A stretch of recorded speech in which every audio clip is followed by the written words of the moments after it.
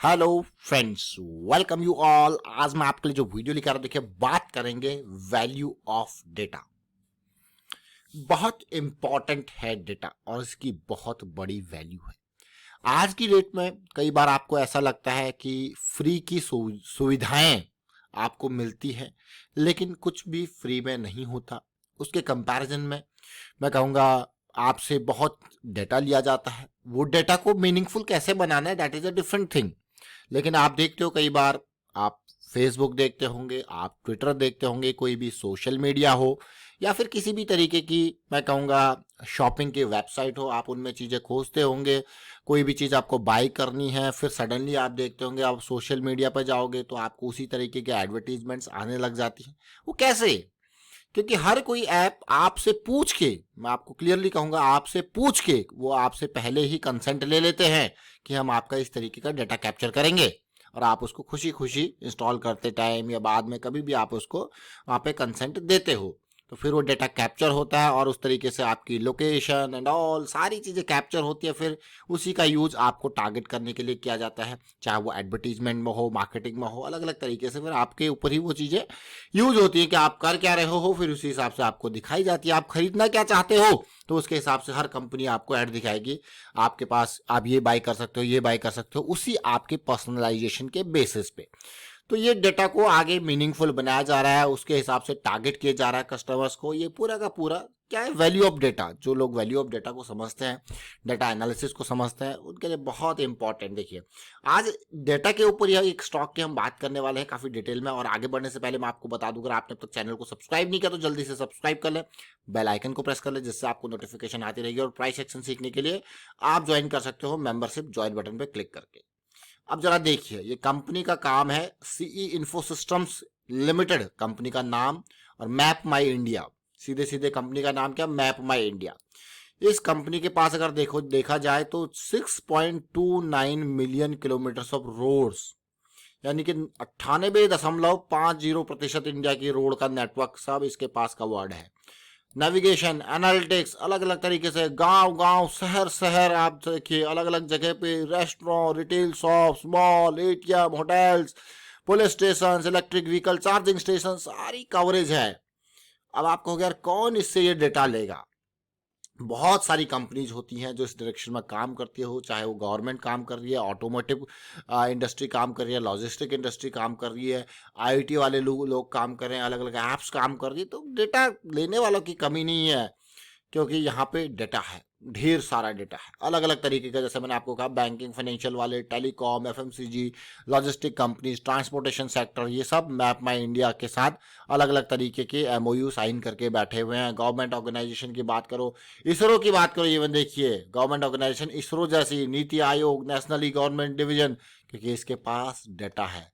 अगर कंपनीज की बात की जाए तो देखिए फोन पे, Flipkart, HDFC bank, Airtel, Hyundai, ये भी इसके देख सकते हो आप, ये सब कस्टमर्स हैं। अब आपको यार जब ये कस्टमर है, कंपनी ज़्यादा बड़ी नहीं है, जिसका मार्केट कैपिटलाइजेशन देखिए 6-7 हज़ार करोड़ का है। लेकिन अभी कुछ टाइम पहले आपने जोमेटो, पेटीएम, ये सारी कंपनीज देखी होंगी, आईपीओ इनका मार्केट में आया था।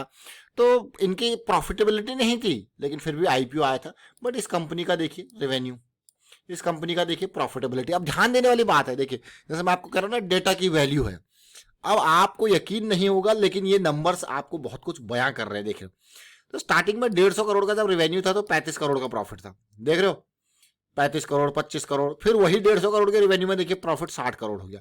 अब 200 करोड़ तक रेवेन्यू गया, देखिए प्रॉफिट 86 करोड़। अभी देखोगे 250 करोड़ का रेवेन्यू है तो प्रॉफिट 100, मतलब 100 करोड़ के पार है प्रॉफिट 2023 का।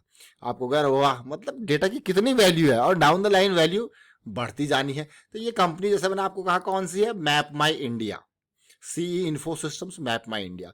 उधार कंपनी के पास प्रॉफिट ही प्रॉफिट है, उधार को है ही नहीं उधार।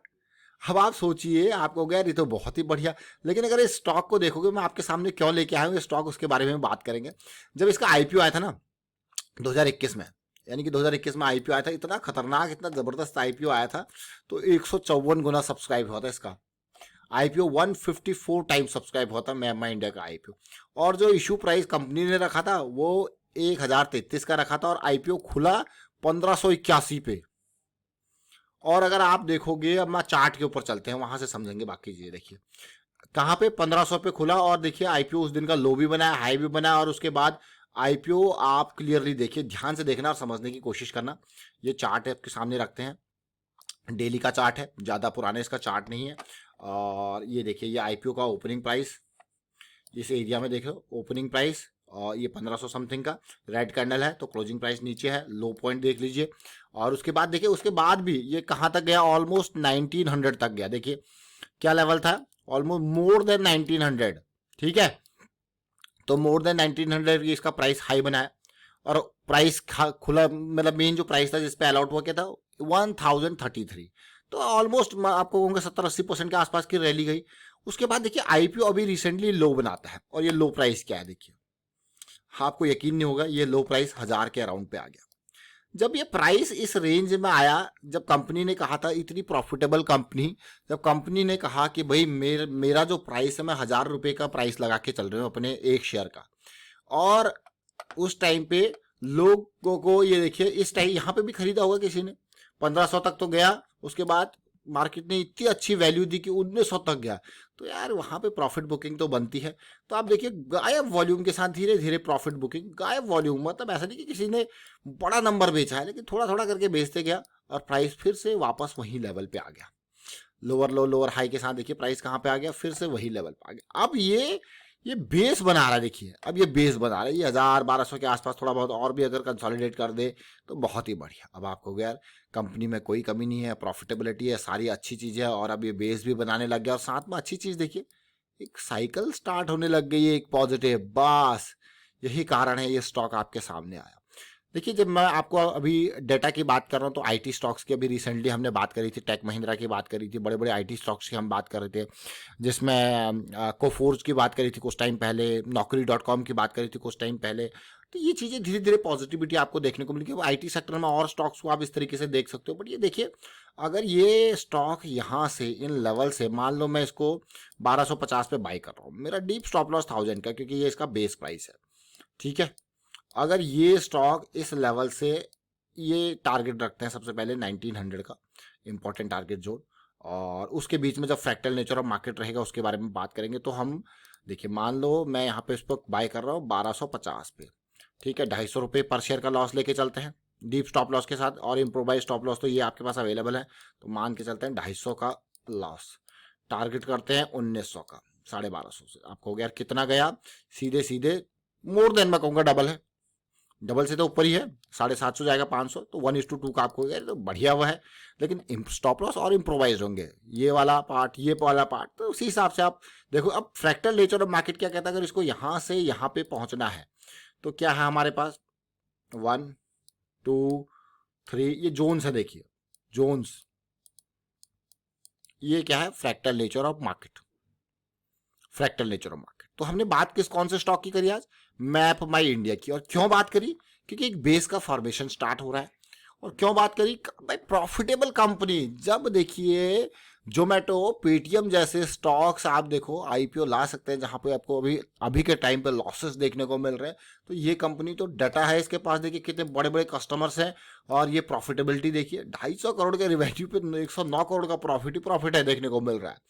और वीडियो को आप शेयर कीजिए देखिए, और लाइक जरूर कर दिया कीजिए। और साथ के साथ आपको यही कहूँगा, प्रैक्टिस जरूर करें, जब भी आपको टाइम मिलता है प्रैक्टिस जरूर कीजिए। प्रैक्टिस के लिए आपको वही रेगुलर एक्सरसाइज दी गई है, और साथ में ये प्राइस सेक्शन की सीरीज है, इसको देखिए, बहुत इंपॉर्टेंट ये सीरीज है, प्रैक्टिस करते रहें। एंड रिस्क को मैनेज करना बहुत इंपॉर्टेंट है, और अवेयरनेस भी स्प्रेड करते रहें। Thank you for watching the video.